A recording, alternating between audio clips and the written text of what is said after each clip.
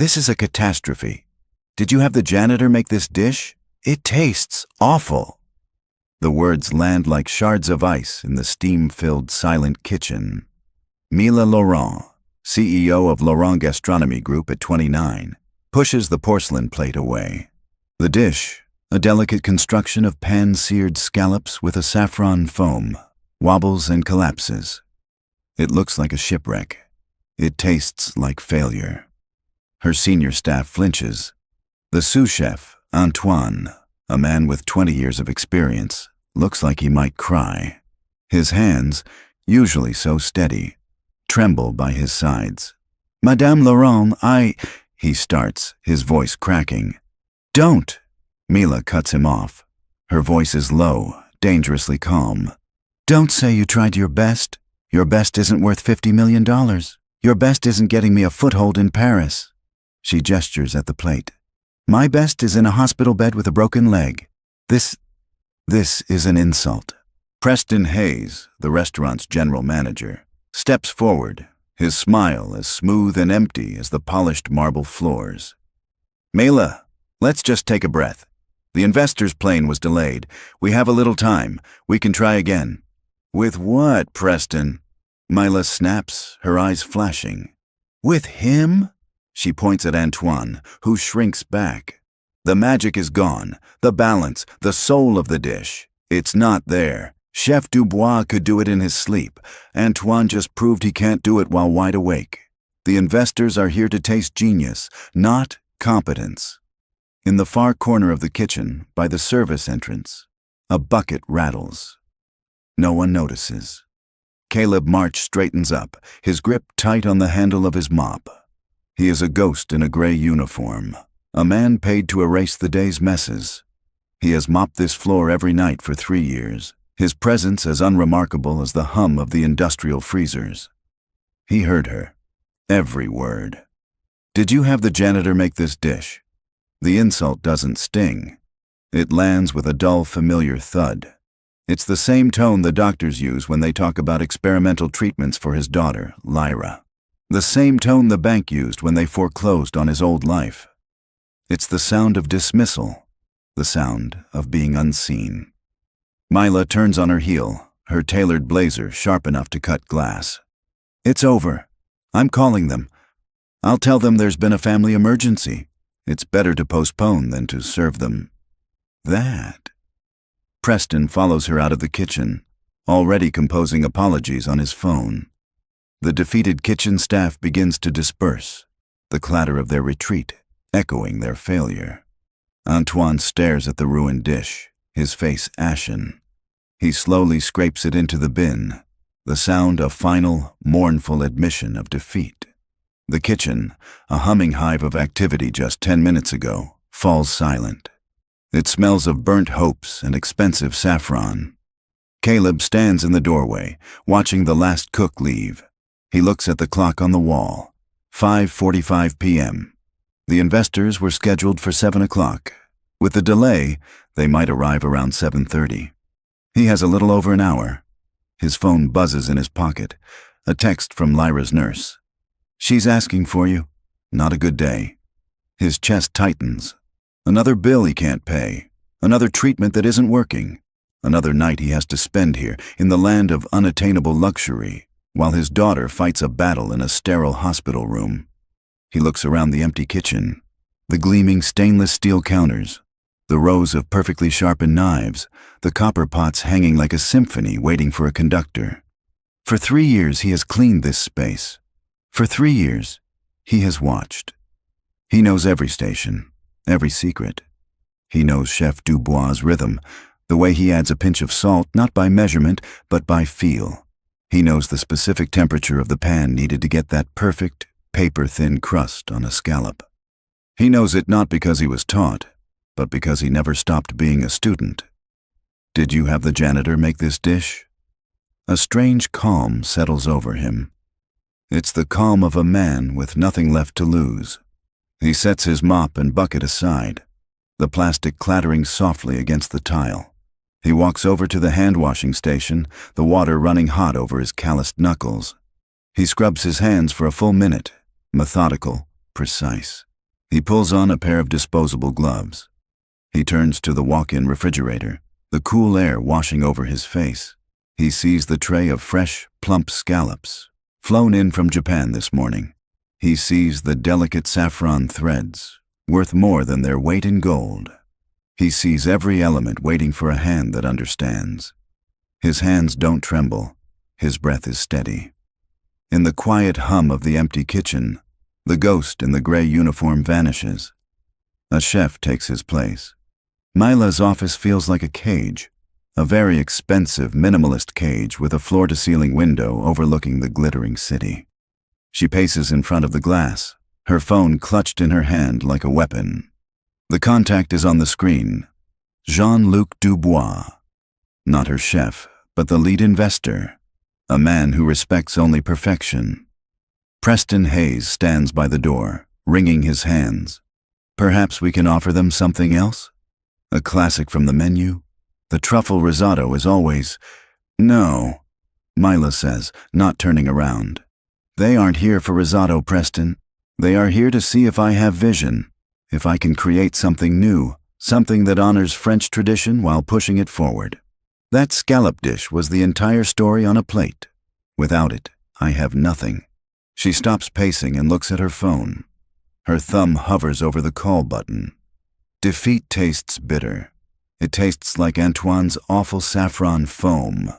She closes her eyes, a flash of her father's disappointed face appearing in the darkness. He had told her she wasn't ready to take over the company. She was too young, too impulsive. Tonight was supposed to prove him wrong. Downstairs, the kitchen is no longer silent. It's filled with a quiet, focused energy. Caleb moves with a dancer's grace, a stark contrast to his usual slow, shuffling gait. He pulls out a heavy-bottomed sauté pan, the copper glinting under the harsh fluorescent lights. He places it on the stove, the gas hissing to life with a soft whoosh. A splash of clarified butter hits the hot surface, sizzling instantly. He works from memory, his hands moving with an unthinking certainty. He pats the large scallops dry, seasons them with a whisper of sea salt and white pepper. He lays them in the pan, one by one, in a perfect clockwise circle. He doesn't poke or prod them. He listens. He knows the exact moment to flip them from the sound of the sizzle, a subtle shift in pitch that signals a perfect, caramelized crust. While the scallops sear, he moves to another station. He pulls out a blender. Saffron, a touch of white wine, a single drop of fish stock. He reduces himself in a tiny saucepan. He works with an economy of motion that is mesmerizing. No wasted steps, no hesitation. He's not just cooking, he's communing with the ingredients. He remembers his wife teaching him that. Food knows when you're angry at it, she used to say. You have to coax it. He plates with the precision of a surgeon, a swipe of bright green dill-infused oil on the stark white plate. He arranges the 3 scallops in a tight, elegant triangle. He tastes the saffron foam, his eyes closing for a fraction of a second. It's right. It's balanced. He uses a small spoon to place a dollop, a cloud of vibrant orange, next to the scallops. He finishes it with the one thing Antoine missed, the element Chef Dubois himself had been so excited about, a single, delicate, edible borage flower. Its tiny, star-like shape a perfect periwinkle blue against the orange. The dish isn't just cooked. It's composed. He looks at his creation. It's perfect. He picks up the plate. His heart hammers against his ribs. The hardest part isn't the cooking. It's what comes next. He walks out of the kitchen, the plate held steady in his hand. The hushed, carpeted hallway of the executive suites feels like a foreign country. He can hear Mila's sharp voice from behind her office door. He doesn't knock. He just opens the door and walks in. Preston spins around, his face a mask of shock and outrage. "What do you think you're doing? You can't be in here. This is a private." Caleb doesn't even look at him. His eyes are fixed on Mila. She has turned from the window, her face pale with stress, her finger finally pressing the button to make the call. She sees him, then the plate. Her eyes narrow. "What is this?" she demands, her voice laced with exhausted fury. Caleb walks past the sputtering Preston and places the plate on the polished mahogany of her desk. The scent of perfectly seared scallops and saffron fills the small space.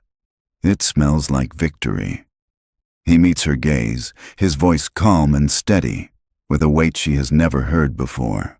"Madame Laurent, you asked for the dish prepared by the janitor. Here it is."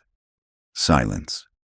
The only sound in the room is the faint hum of the city outside and the sputtering of Preston Hayes.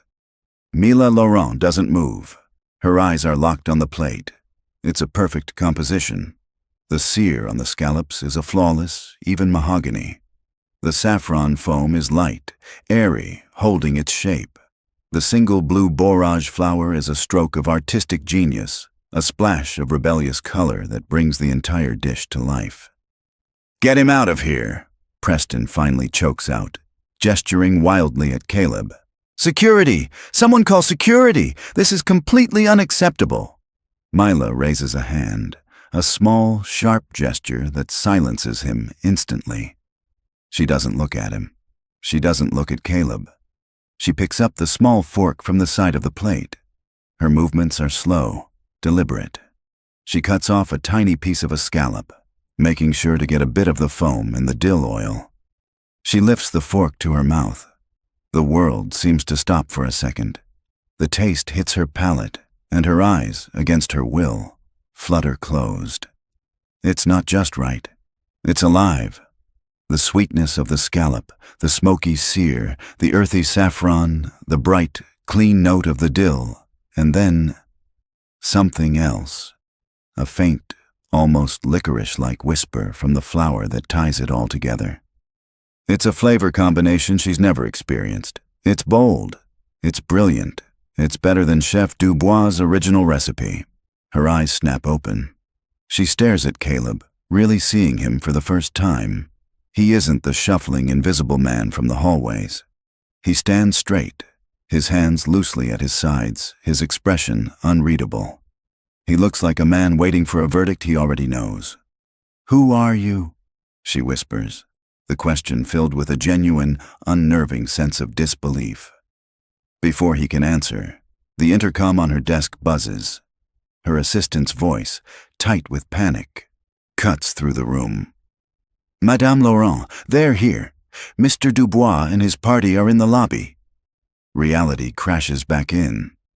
Preston pales. "Mila, what are we going to do? We have nothing for them." Mila drops the fork. It clatters against the plate. She looks from the dish to Caleb, then back again. Her mind, trained to assess risk and reward in seconds, makes 1,000 calculations. On one side, certain, humiliating failure.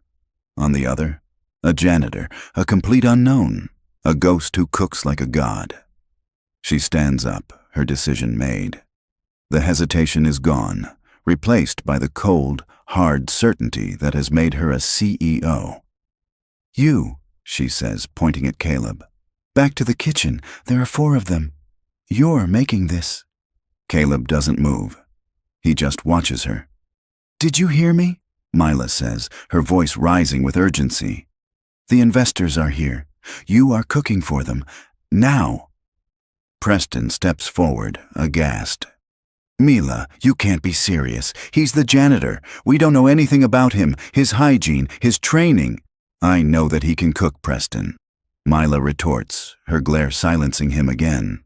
"And right now, that's the only thing I care about." She turns back to Caleb. "Why are you still standing here? I gave you an order." "It's not that simple," Caleb says, his voice quiet but firm. It's the first time he has spoken more than a single sentence to her. "My daughter," he continues, holding her gaze. "Lyra, her medical bills, all of them, paid in full, tonight." Mila doesn't even blink. There is no negotiation in his voice. It's a statement of fact. It's the price. She looks at the plate, at the impossible perfection he created in minutes. He isn't just offering to cook. He's offering to save her, and he knows exactly what that's worth. "Done," she says without a moment's hesitation. Get it done. Go! A flicker of something, relief maybe, crosses Caleb's face. He gives a single sharp nod. He turns and walks out of the office, leaving Preston gaping like a fish. Mila smooths down her blazer, her face becoming an unreadable mask of calm confidence. She looks at Preston. Go downstairs and assist him. Give him whatever he needs. And if you get in his way, Preston, I will fire you before the appetizers hit the table. Am I clear? Preston just nods, stunned. Mila walks to the door, takes one last look at the half-eaten plate on her desk, and then exits, a practiced, welcoming smile already forming on her face as she heads towards the lobby. She is walking into the biggest meeting of her life, having just bet her entire company on a man whose name she still doesn't know. The kitchen doors swing open with a force Caleb has never used before. They bang against the stoppers. Antoine and two line cooks who were half-heartedly wiping down their stations look up, startled. They see Caleb, still in his janitor's uniform, stride towards the main prep area. They stare, confused. Then Preston Hayes rushes in behind him, his face a blotchy red. Right, he says, clapping his hands together with false energy. Change of plans. Madame Laurent has authorized a new direction. This man ... He gestures vaguely at Caleb, unable to bring himself to say his name. Will be leading the service. Antoine's jaw drops. You're joking. He's the cleaner. Caleb ignores them both. He grabs a clean apron from a hook and ties it around his waist over his uniform. He turns to the terrified sous chef. Antoine, I need you on the sauce station. Reduce a half-liter of Pinot Gris with shallots and thyme. Now. Antoine stares at him, dumbfounded. Now, Caleb repeats, his voice leaving no room for argument. For a second, the kitchen is frozen. Then Preston steps forward. See here, you have no authority to... Caleb turns to him, his eyes like chips of flint. The CIO put me in charge of this kitchen. Are you countermanding her order? He looks past Preston to Antoine. I know for a fact, Chef Dubois keeps a private stash of flash-frozen Périgord truffles in the bottom drawer of the dairy freezer for emergencies. I need them shaved, thinly. The specificity of the order, the knowledge of a secret only a handful of people knew, breaks the spell. Antoine's professional instincts take over. He gives Caleb a long, searching look, then nods once. He turns and heads for the freezer. The two line cooks, seeing their superior fall in line, look at Caleb with a newfound, nervous respect. What do you need? One of them asks. 4 tasting menus, Caleb says, his mind already racing ahead. First course is the scallop dish. I need 4 plates, warmed. After that, we do the truffle risotto. Then a palate cleanser, lemon sorbet with a mint leaf. Main course will be the duck confit. I'll handle the duck. I need one of you on garnishes. Finely chopped chives, parsley, microgreens. Go. The cooks scramble into action, the kitchen suddenly buzzing with a desperate, focused energy. Caleb is the center of the storm, a calm, commanding presence.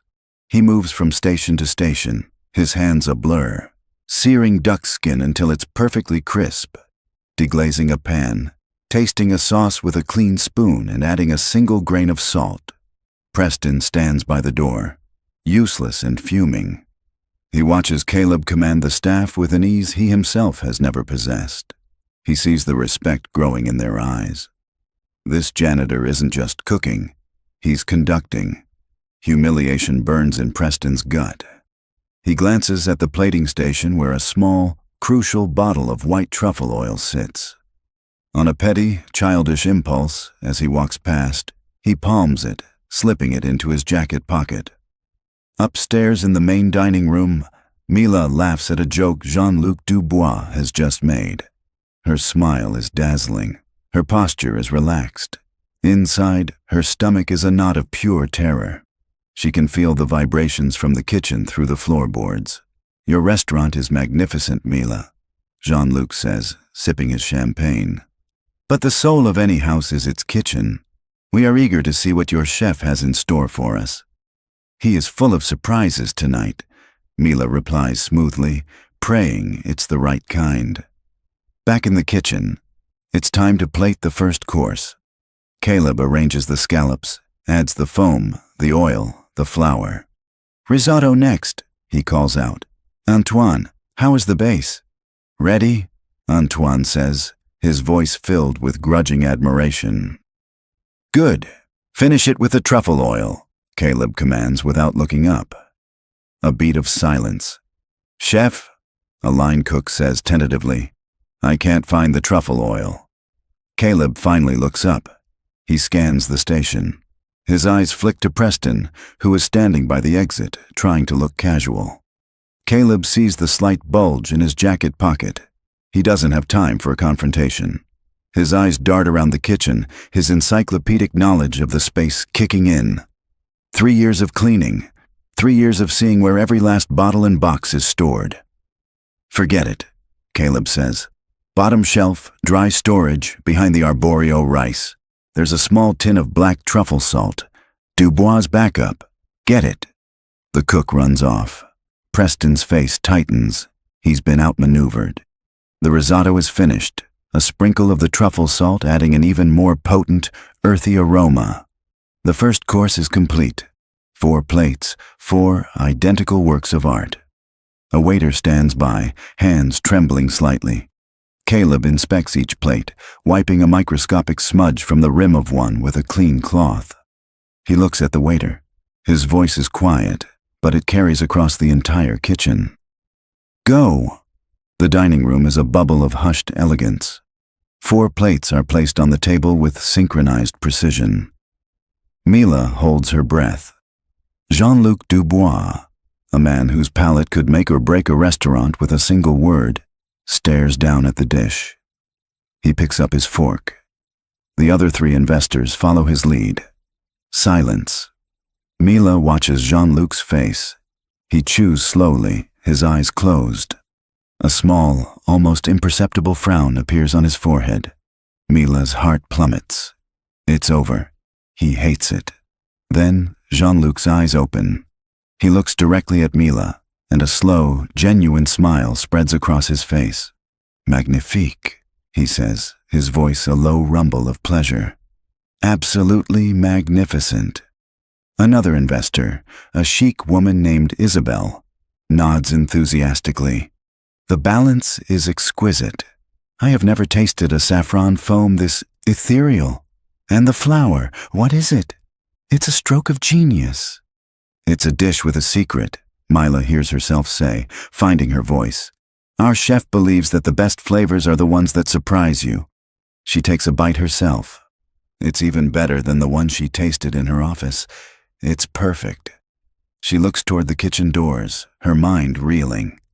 This isn't just a man who knows how to cook. This is an artist of the highest caliber.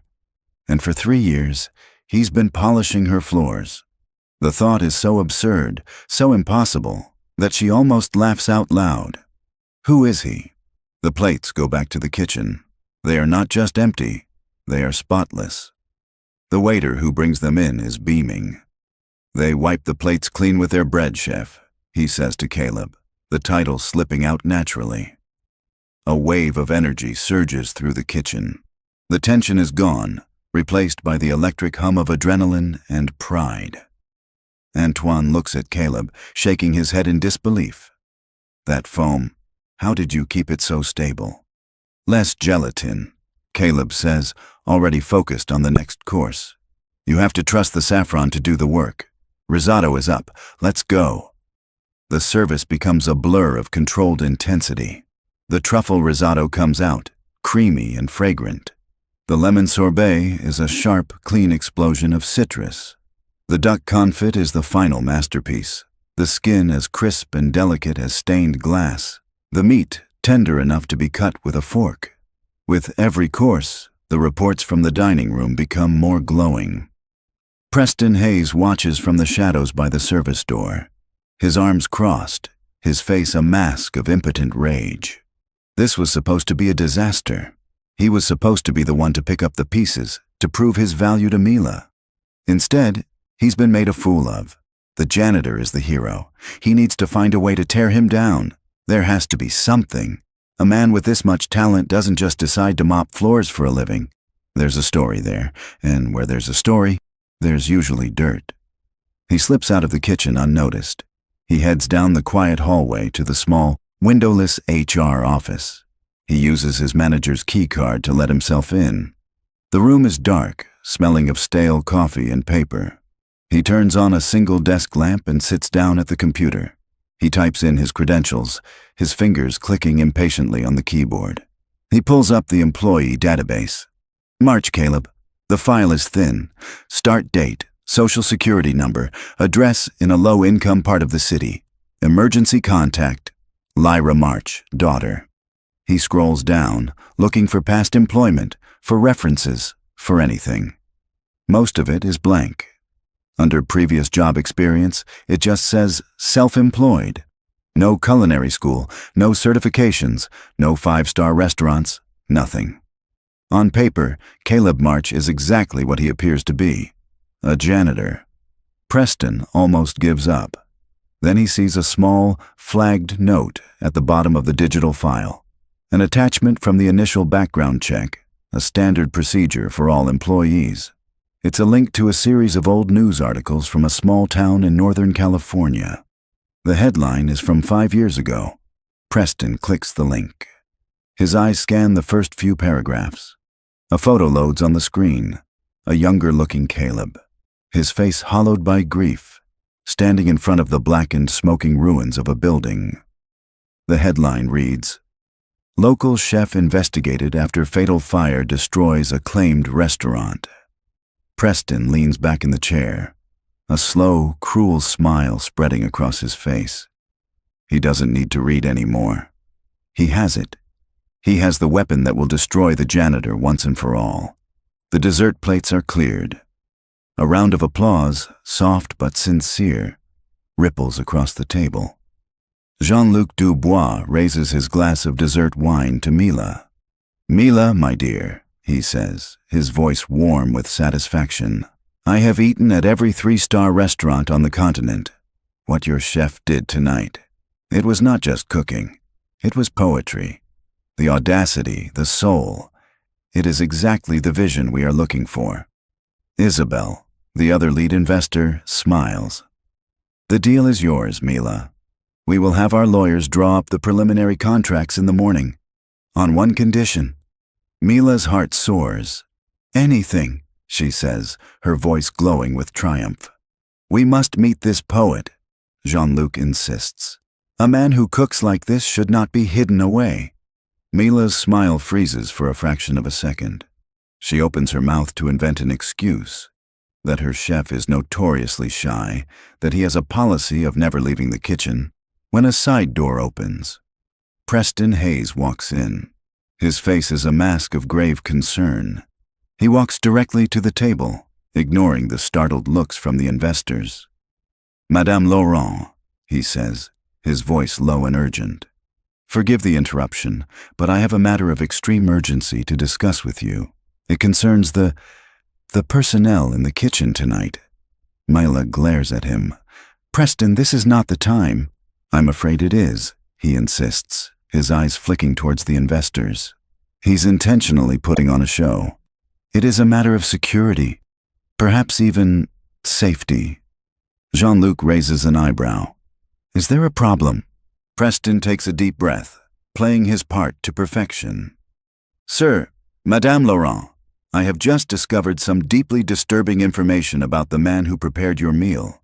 I ran a background check." "You did what?" Mila hisses. "And I feel it is my duty to inform you that he is not a chef." Preston barrels on, his voice filled with false regret. "He is a janitor, and 5 years ago, he was the primary suspect in a police investigation into a fatal restaurant fire." The air is sucked out of the room. The investors stare, mouths agape. Jean-Luc's celebratory expression has vanished, replaced by a cold, hard mask. "A fire," Isabel whispers, horrified. "You mean arson?"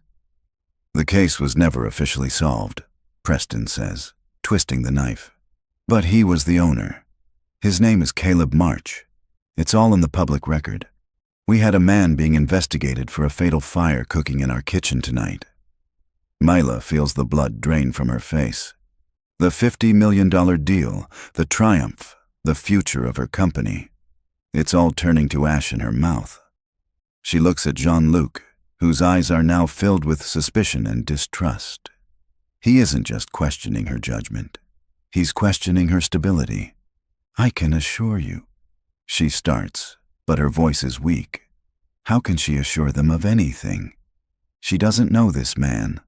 She bet her empire on a ghost, and his past has just come back to haunt them all. At that exact moment, the main kitchen doors swing open. Caleb steps out. He has taken off the apron. He's back in his simple gray janitor's uniform, holding his worn-out jacket. He finished his work. He oversaw the final cleanup, thanked Antoine and the line cooks, and was heading for the exit. His thoughts were on Lyra, on telling her that for the first time in a long time, everything was going to be okay. He stops dead in the doorway of the main dining room. He sees the investors staring at him, their faces a mixture of shock and fear. He sees Preston, a triumphant, venomous smirk on his lips. And he sees Mila, her face pale, her eyes wide with a horrified, helpless expression as she looks at him. He doesn't have to hear the words. He can feel them. He knows exactly what just happened. His greatest success and his deepest tragedy have just collided in the worst possible way. For a long moment, nobody moves. The air is thick with accusation. Caleb stands in the doorway, the weight of every eye in the room pressing down on him. He looks at Preston's smug, triumphant face, and a wave of exhaustion, so profound it almost buckles his knees, washes over him. He's run from this story for 5 years. And here it is, cornering him in the one place he thought he could finally start again. His gaze shifts to Mila. He sees the panic in her eyes, the frantic calculation as her dream crumbles around her. He expects her to point to the door, to disown him, to do whatever it takes to save her deal. It's what anyone would do. Mila feels the investor's stares, cold and judging. Her $50 million future is evaporating. Preston has handed her an easy way out. Paint the janitor as a dangerous liability, apologize profusely, and maybe, just maybe, salvage the relationship. It's the smart business move. But as she looks at Caleb, standing alone in his worn gray uniform, she doesn't see a threat. She sees the man who created a masterpiece out of thin air. She sees the quiet dignity with which he stood in her office and demanded a future for his daughter. She sees the ghost of a tragedy in his eyes, not malice. Her decision isn't a calculation. It's an instinct. "Preston," she says, her voice dangerously quiet. "You're out of line. Mila, they need to know who was—" "I said," she cuts him off, her voice ringing with sudden, fierce authority. "That's enough." Jean-Luc Dubois holds up a hand, silencing them both. He turns his chair slightly to face the man in the doorway. He studies Caleb, his experienced eyes taking in the worn-out look, the calloused hands, and the profound stillness. "Monsieur Marsh," Jean-Luc says, his voice neutral. "A simple question. Is what this man says true? Were you investigated in connection with a fatal fire?" Every person at the table leans forward. Caleb's eyes meet the investors'. He doesn't look away. "Yes," he says, his voice raspy but clear. "There was a fire. It was my restaurant, the farmer's table. My home was on the 2nd floor. He pauses, and the air grows heavy with unspoken tragedy. "My wife was asleep upstairs." Caleb continues, his voice flat, stripped of all emotion. "She didn't make it out. The fire department ruled the cause as faulty wiring in the old building, but our insurance company refused to pay. They kept the investigation open for 2 years, hoping to find a reason not to. They never did. But by then, I'd lost everything anyway." He stops. He doesn't offer details. He doesn't ask for sympathy. He just delivers the facts, and their brutal simplicity is more powerful than any plea. The room is utterly still. Preston's accusation, which seconds ago seemed so damning, now just hangs in the air. revealed for what it is, a cheap, cruel piece of gossip. He looks small and pathetic. Isabel, the female investor, brings a hand to her mouth, her eyes filled with horror and compassion. Jean-Luc's hard expression softens into one of deep, human regret. Mila feels a surge of white-hot fury. She turns to Preston, and her voice is no longer quiet. It's a blade. "Preston, you're fired. Your credentials will be deactivated by the time you reach the lobby. Get out of my restaurant, now." Preston stammers, his face draining of all color. "Mila, I was just trying to protect the—" "Out!" she commands. Security guards, who had been lingering nearby, step forward. Preston, defeated and humiliated, turns and is escorted from the room. Mila straightens her jacket, her hands trembling slightly. She turns back to the investors. She doesn't apologize. She doesn't make excuses. "Gentlemen, madame," she says, her voice steady. "What you have just seen is a test, not of Mr. March, but of us, of this company. We value talent, we value integrity, and we value people. My offer to you stands, but I will understand completely if you feel our priorities do not align with yours." She has just called their bluff. She has put her entire dream on the line for her janitor. Jean-Luc looks from Mila's defiant face to Caleb, who is still standing in the doorway, a pillar of quiet dignity in the face of his resurrected pain. He picks up the contract folder that his assistant had placed on the table. He taps it once on the white linen tablecloth. He looks at Mila and gives a slow, deliberate nod. "Madame Laurent," he says, "your priorities align with ours perfectly. We are not just investing in a restaurant. We are investing in a vision, and your vision is very clear." The relief in the room is so thick, Mila can almost taste it. Jean-Luc and his team rise, their smiles genuine. Jean-Luc shakes Mila's hand firmly. "We will be in touch tomorrow, Mila," he says. As he passes Caleb on his way out, he pauses. He places a hand briefly on Caleb's shoulder. "Monsieur March," he says, his voice soft with respect. "Your wife would have been very proud." Caleb can only nod, his throat too tight to speak. The investors leave. The heavy dining room doors swing shut, leaving Mila and Caleb alone in the cavernous, silent space. The table is a landscape of their chaotic evening. Empty glasses, discarded napkins, the signed folder containing the future of her company. Mila looks at Caleb. He's just a man in a gray uniform, looking tired and out of place amidst the fine linen and crystal. But he's the man who just saved her, then nearly broke her, then saved her again. "Mr. March," she starts, her voice formal. "Caleb, I'm so sorry for what Preston did. That was unforgivable." Caleb gives a slight shrug, his eyes on the floor. "He found a weapon and he used it.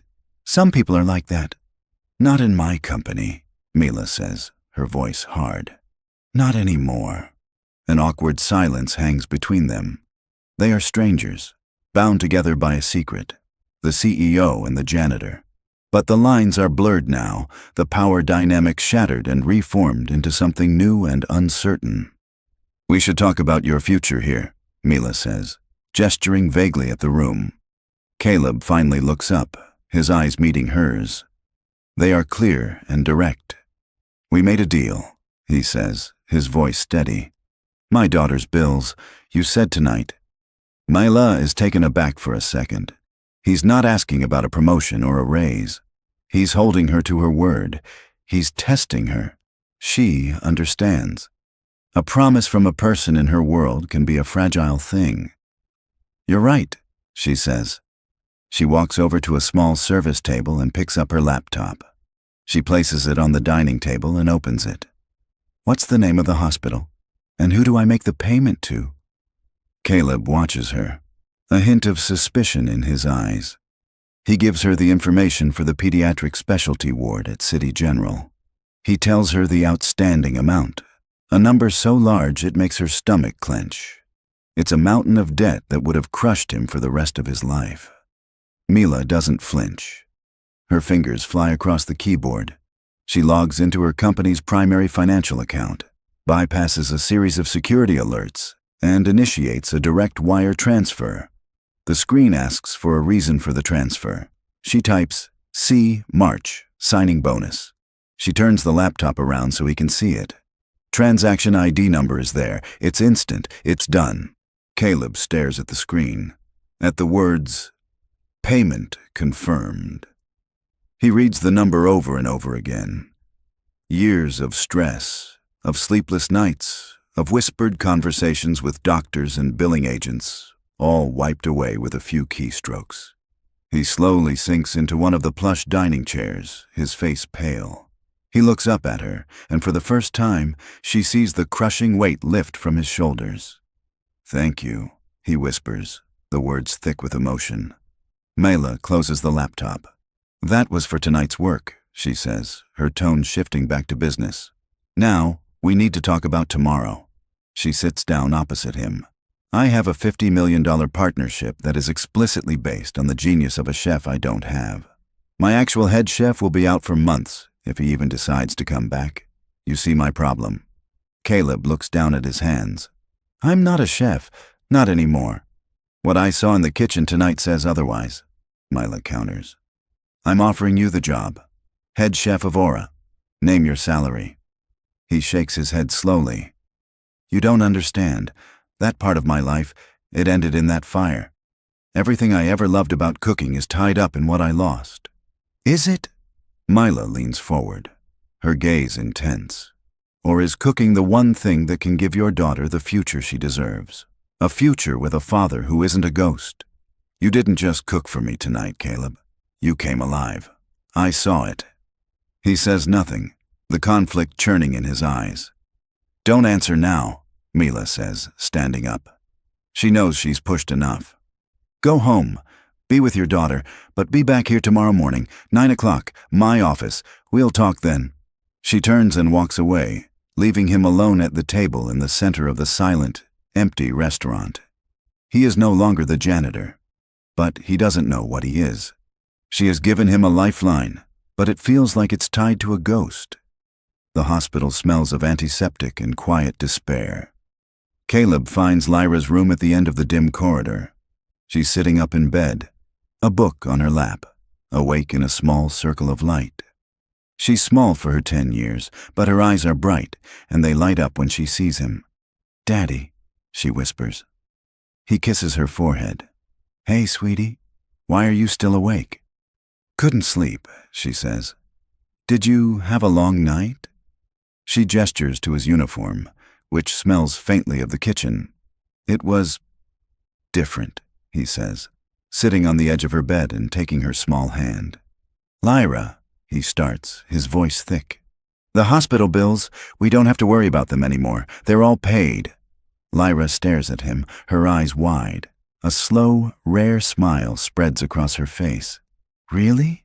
Really, he confirms, his eyes burning. My boss? She helped. It's all taken care of. A wave of relief washes over her. So, Doctor, Evans will do the new treatment? She asks, her voice hopeful. Whatever you need, Caleb says, squeezing her hand. She leans her head against his arm. How? She asks quietly. Something like that, he hedges. She looks up at him, her gaze perceptive. You seem different, Daddy. Not so gray. The word hangs in the air. For years, he's been a ghost of himself. You know what I miss? Lyra says, her voice barely a whisper. I miss your pancakes. It's a gut punch, a simple memory that feels like a judgment. He thought he was protecting himself from the memories of cooking, but he sees now he was starving his daughter of more than just food. He leaves as the sun rises, Lyra's words echoing in his head. At 8:55 a.m., he's standing across the street from the shimmering glass tower that houses Aura. He's in clean slacks and an ironed shirt, feeling like an imposter.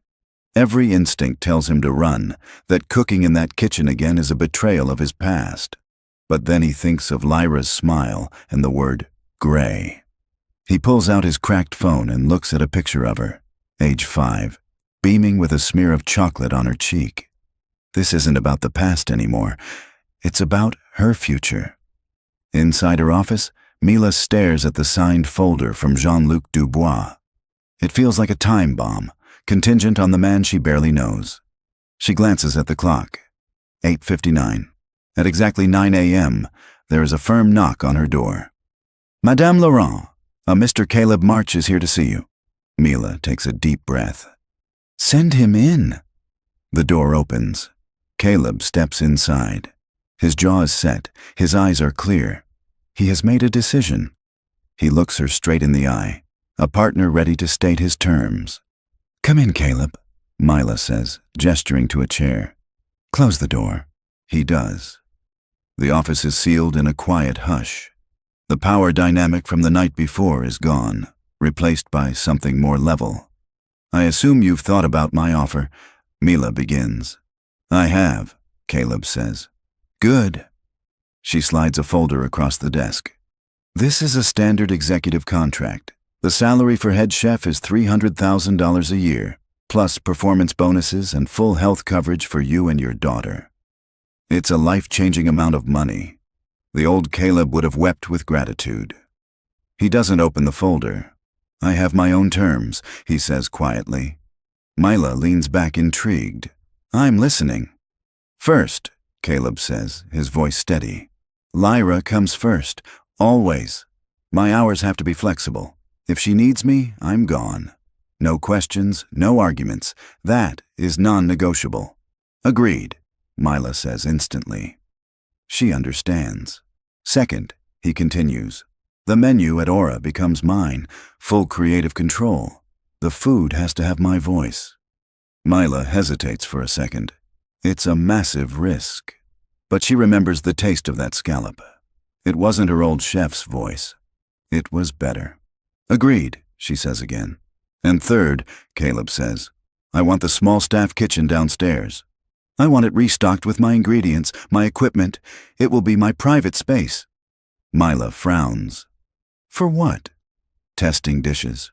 "No," Caleb says, meeting her gaze. "It's for Lyra. I'm going to cook every meal she eats from now on, and I'm going to do it here." Of all the things he could have asked for, this is the one that truly surprises her.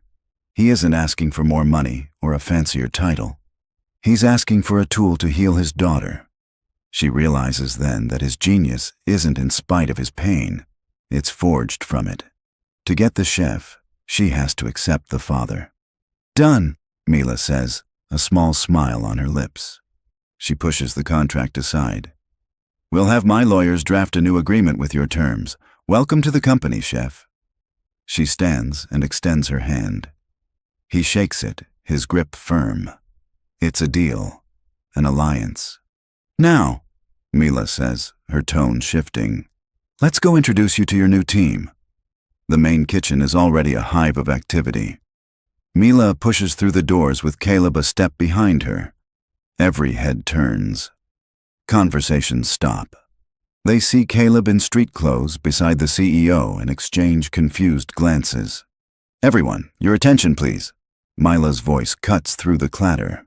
The staff gathers around, their faces a mixture of curiosity and apprehension.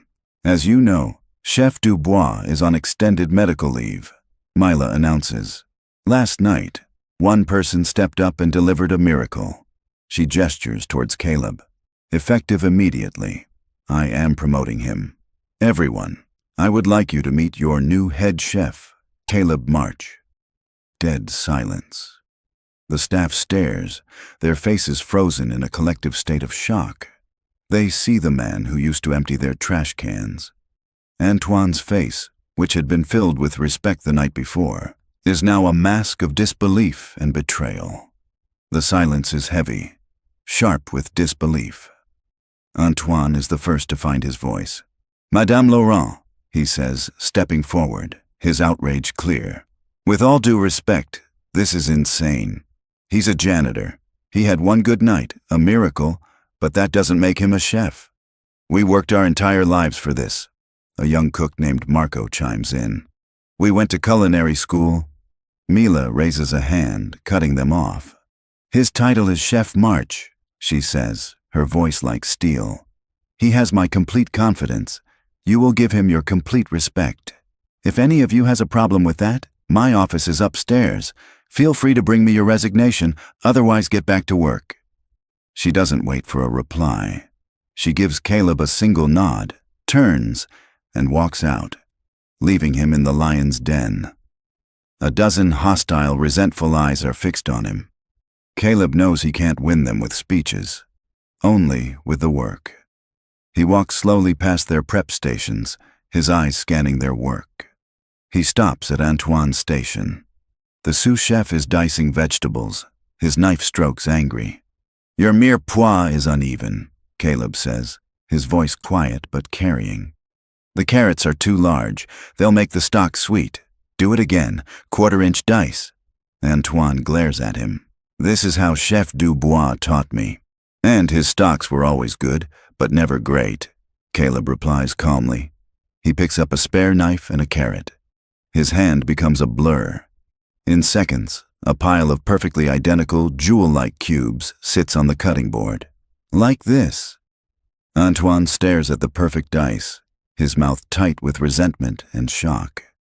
He says nothing, but he sweeps his own clumsy vegetables into the compost bin and starts again. Caleb moves down the line, his observations sharp and undeniably correct. He points out a sauce about to break, a pan that is too hot. Finally, he reaches the specials board and wipes off the main special, coq au vin, Chef Dubois' signature. We're not making that tonight, Caleb announces. It's summer, too heavy. We're doing a pan-seared halibut with a corn and chorizo succotash. He turns to the stunned team. I need corn off the cob, fresh, small dice on the chorizo, shallots, cilantro, limes. We're building this from scratch. Now! For a long second, no one moves. They are suspended between the ghost of their old chef and the reality of the new one. Then, slowly, grudgingly, a cook breaks away and heads for the walk-in. Then another. They don't speak, but they obey. The kitchen begins to move again with a new, tense energy. Caleb stands at the pass, watching them. The first quiet shot has been fired. And he has won. The first week is a cold war fought over hot stoves. The kitchen staff calls him chef, but the word is an arrow.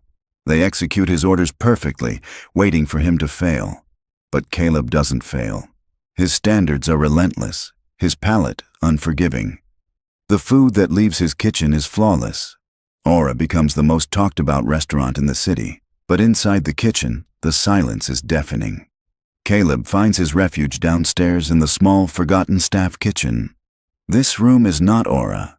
It's a sanctuary. Here, he doesn't create foams or reductions. He makes bone broth and silky vegetable soups for Lyra. He is not trying to impress. He is trying to heal. Every dish is a prayer. One afternoon, Mila is doing an inspection and hears the whir of a blender from the staff kitchen. She pushes the door open a crack and peers inside. She sees Caleb, his chef's whites on, carefully pouring a vibrant carrot and ginger soup into a thermos. His movements are gentle, tender. The intense, commanding figure from the main kitchen is gone. In his place is a father, his face etched with a quiet, desperate hope. Mila backs away silently, her throat tight. She finally understands. The genius Jean-Luc saw doesn't come from ambition or training. It comes from a love so fierce it can turn a simple soup into a lifeline. The next day, a small, state-of-the-art hydroponic herb garden is delivered to Caleb's private kitchen, filled with lemon balm and ginger. There's no note, but Caleb knows who it's from. Upstairs, the Cold War begins to thaw. During a hectic service, Marco, the young fish cook, is struggling to create the paper-thin potato scales for Caleb's signature sea bass. I can't do it, chef, he says in frustration. It's impossible. Caleb walks over. He doesn't scold. He places his hands over Marco's, guiding his fingers on the mandolin. You're forcing it, Caleb says, his voice low. Let the blade do the work. Together their hands move, and a perfect translucent slice peels off. Marco's frustration melts into an amazed smile. Antoine, watching from across the kitchen, sees the exchange. For the first time, his resentment wavers, replaced by a grudging respect. This isn't just a cook. This is a teacher. The moment is broken by the sharp ring of the kitchen telephone. A line cook answers it. "Chef March," he calls out, his face pale. "It's the hospital. For you." Caleb freezes, a pan still in his hand. The entire kitchen goes silent. He takes the phone, his heart pounding. This is Caleb. He listens. The color drains from his face. "I'm on my way," he says, his voice strained. He hangs up and looks at Antoine, his eyes filled with a raw, terrifying panic. "It's Lyra," he says, his voice breaking. "She's had a setback. I have to go." He rips off his apron and throws it on the counter. The first and most important term of his contract is now in effect, in the middle of a packed Saturday night service. For a second, the kitchen is paralyzed. The head chef is gone. The ticket machine spits out a long, mocking ribbon of orders. This is how a restaurant dies. All eyes fall on Antoine. He could let it all burn, proving Mila wrong, but he thinks of the raw panic in Caleb's eyes. It's Lyra, a father's worst nightmare. Something shifts inside him. This is bigger than him. "Move!" Antoine's voice cracks through the paralysis like a whip. He grabs Caleb's abandoned apron and ties it around his waist, stepping up to the pass. "He left us the map, people," he barks, pointing to Caleb's detailed prep notes. "Now follow it!" The kitchen explodes into a frenzy of controlled chaos. It's not graceful like it is with Caleb. It's loud and messy, but it's working. They are holding the line.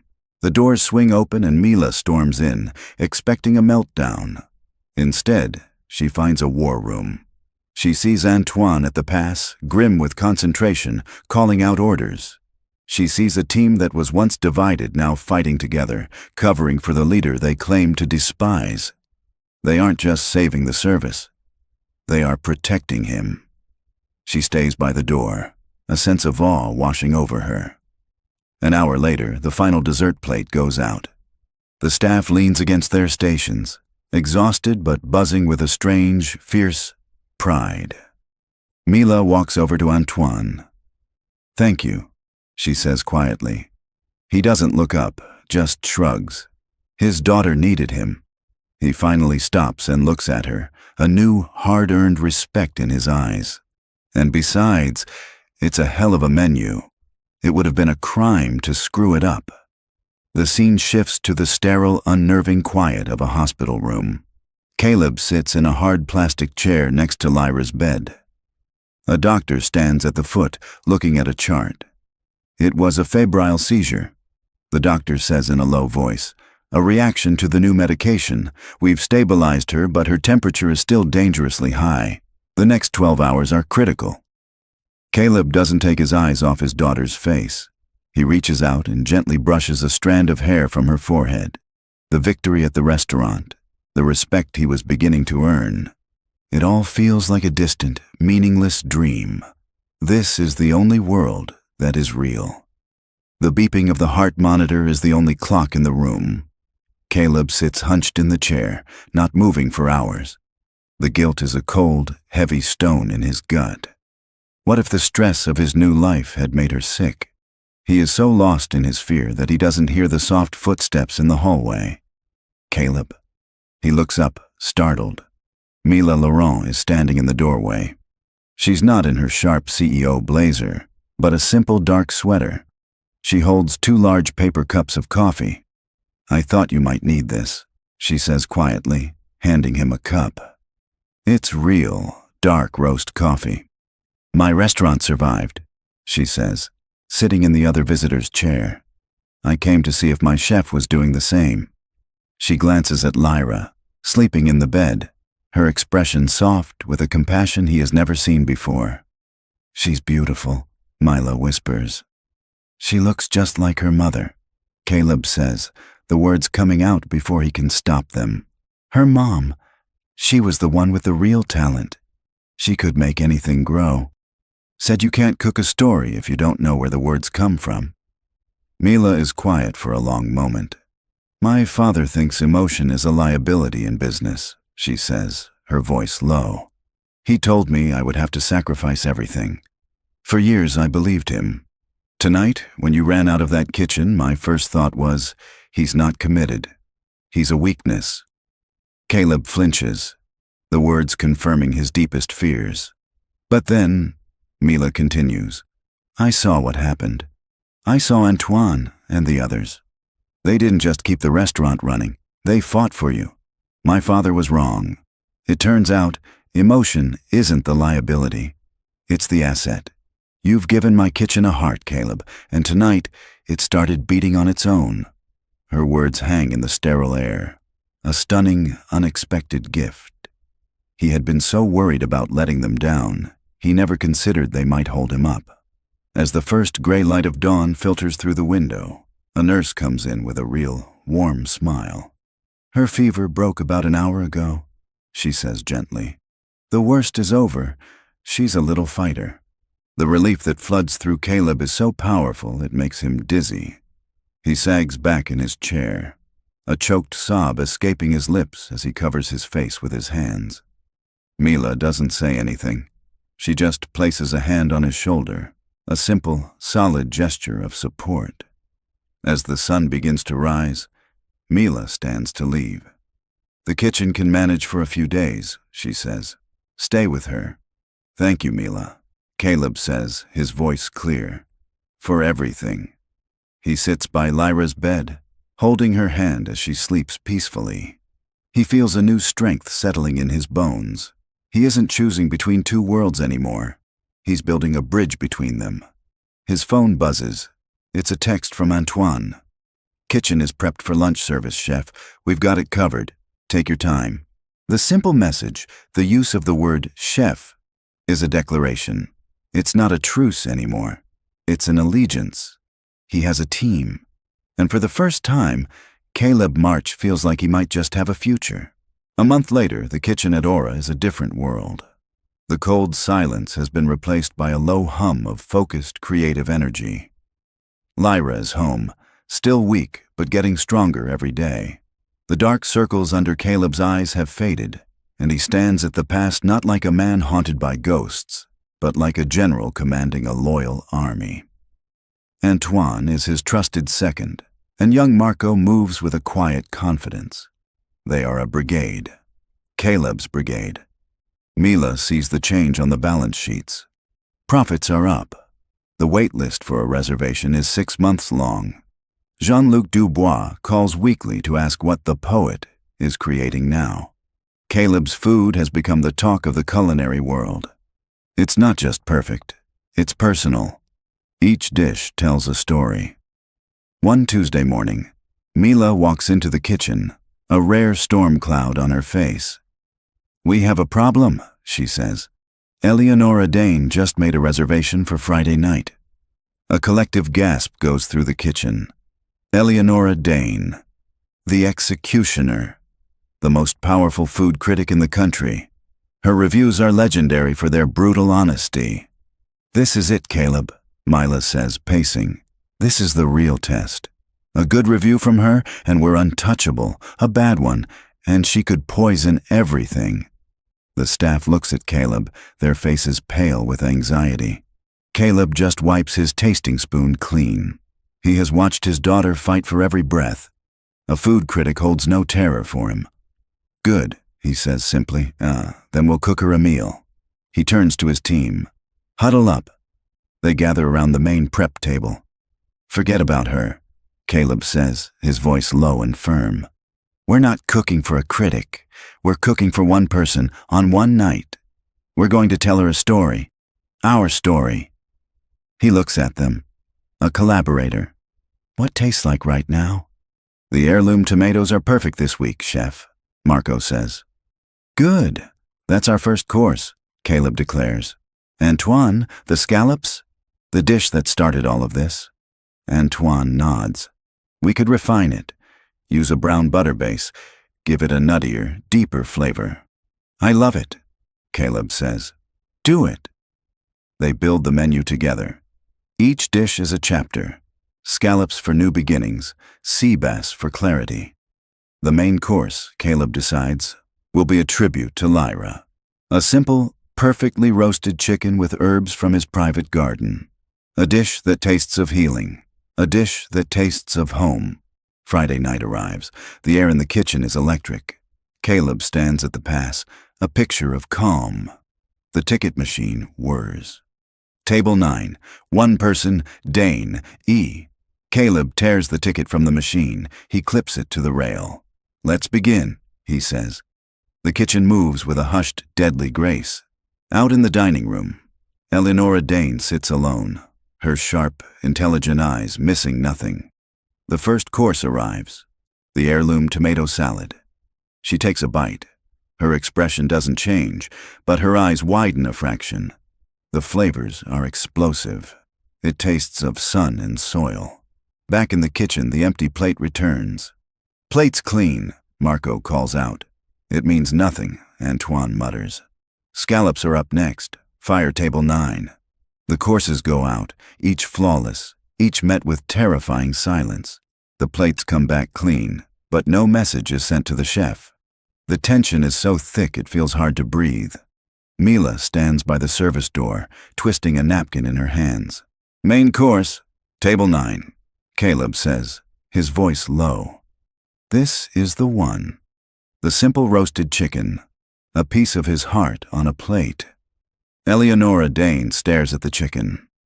It looks ordinary. She cuts a small piece and puts it in her mouth. For the first time all night, she stops being a critic. It's the most perfect chicken she has ever tasted.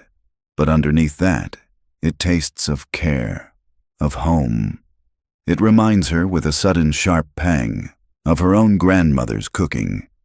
She puts her fork down, her carefully constructed facade momentarily forgotten. She finishes the meal, pays in cash, and leaves without a word.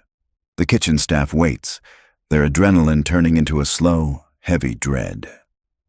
2 days later, the staff is gathered around a single laptop. The review is scheduled to be published at noon. The clock ticks to 12 o'clock.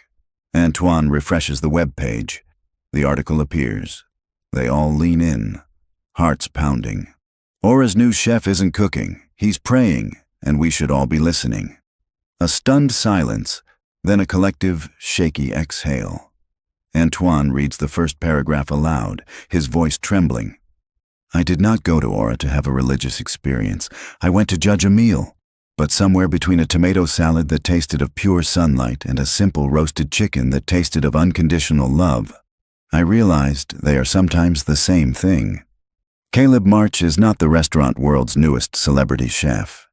He is something far rarer, an artist who has bled onto the plate, and in doing so has created something not just delicious, but holy. Marco lets out a whoop of pure joy. The kitchen erupts. The cooks are cheering, hugging. Antoine grabs Caleb by the shoulders, a huge, beaming smile on his face. "You did it, chef," he says, his voice thick with emotion. "You magnificent maniac. You did it." Amidst the chaos, Mila and Caleb share a look. Her eyes are shining. This is more than a good review. It's a coronation. The phone on the kitchen wall begins to ring. It's the New York Times. It rings again. It's Vogue. Within minutes, the online reservation system crashes. Aura is no longer a restaurant. It's a phenomenon. Later, Caleb is in his private kitchen, measuring out flour and cinnamon. He has more important work to do. He brings the freshly cooked pancakes to their small apartment. Lyra is at the table drawing. The smell of melting butter fills the air. Her face lights up. "You made them," she whispers. "I did," he says. He doesn't tell her about Eleanor Dane or the Times. He tells her the part that matters. "It turns out," he says, watching her take a happy bite, "a lot of people missed my cooking." Her small, satisfied smile is the only review he will ever truly care about. The next morning, Mila finds him in the kitchen. "Jean-Luc Dubois called," she says, her voice buzzing with excitement. He was euphoric. He doesn't want to talk about one restaurant in Paris. He wants a global partnership, Laurent March Gastronomy. Restaurants in Paris, London, Tokyo. With you as the creative director of the entire enterprise. He wants to give you a world stage.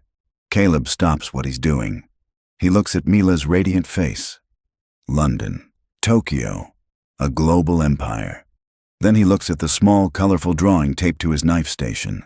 It's a picture Lyra drew of him and her, holding hands, in front of a small house with a big garden. Mila sees his gaze. "This is everything we've worked for, Caleb," she says softly. "It's the top of the mountain." He looks from the drawing to her, the two halves of his world pulling at him. He had finally found a home, and now she was asking him to conquer the world. "I need to think," Caleb says, his voice barely a whisper. "Take the weekend," Mila says, her ambition tempered by wisdom. "Talk to Lyra." That Saturday, he drives Lyra 2 hours out of the city to a small plot of land with a rundown farmhouse. They walk through the tall grass, the sun warm on their faces. "It's messy," Lyra says. "Yeah," Caleb says with a smile, "but it's got good soil. Your mom would have loved this soil. She used to say that you can't build a real home without a garden." He looks at his daughter, her face finally regaining its color. "Lyra," he says, taking a breath. "Mila. She wants me to help her open new restaurants in faraway places like Paris." Lyra looks around at the big, empty field. "Will the restaurants have gardens?" she asks. The question is so simple, so pure. It cuts right through Caleb's confusion. He's been thinking of the choice as here or there, family or career. But Lyra just sees one world. "I don't know," he says, "but maybe they should." On Monday morning, Caleb walks into Mila's office holding a rough sketch of a restaurant with a large, thriving garden. "I'll do it," he says before she can speak. "I will be the creative director, but on my terms." He slides the drawing across the desk. "This is the model. Every Laurent March restaurant will have a working garden. The menu won't just be my food. It will be a story about that place. The soul will come from the soil. I won't be a jet-setting celebrity chef. My home is here, with Lyra. I will be the heart, not the face. I'll travel when I must, but my roots stay here." Mila looks at the drawing, then back at Caleb. Her brilliant, profit-driven mind sees the genius in it. It's not just a business model. It's an ethos. It's authentic. It's the very thing Jean-Luc had called poetry. It's a vision far better than her own. "I think," she says, a slow, brilliant smile spreading across her face, "that is the best idea I have ever heard." 2 years later. The first Laurent March restaurant in Paris is a triumph, celebrated for its rooftop garden that overlooks the Seine. Back home, Aura has 3 Michelin stars, with Antoine as its confident head chef. Caleb stands in a field of thriving heirloom tomatoes, the sun warm on his back. The old farmhouse behind him has been lovingly restored. He watches as Lyra, now a healthy, vibrant 12-year-old, shows a visiting Mila the difference between a Brandywine and a Cherokee purple tomato. "Daddy says this one tastes like sunshine," Lyra explains seriously, handing a ripe tomato to Mila. Mila takes a bite, the sweet juice running down her chin. She looks at Caleb, who is smiling, a genuine, peaceful smile. They are not just partners anymore. They are family. He has everything he ever wanted. He is not a global icon, but something far better. He is a father, a teacher, a man who, after losing everything, learned to plant a new garden. Thank you for staying with this story until the very end. Every story has a character or a moment that pulls you in. I'd be honored to hear which part resonated most deeply with you, or maybe a time you felt something similar, and please say hello and let us know what part of the world you're in. It makes this big world feel a little smaller and a little warmer, knowing we're all sharing this moment. I believe that sharing and listening to stories is one of the most powerful things we can do. It's a reminder that no one is truly alone. If these are the kinds of stories that feed your soul, think about hitting subscribe. It's not just a button. It's you saying you want to keep this conversation going. Your presence here makes all of this worthwhile. Seriously. Until next time, walk gently and carry a good story with you.